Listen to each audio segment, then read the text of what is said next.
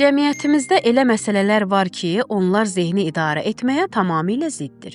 Şəhər həyatında asudə vaxt artıb, əyləncə vasitələri çoxalıb.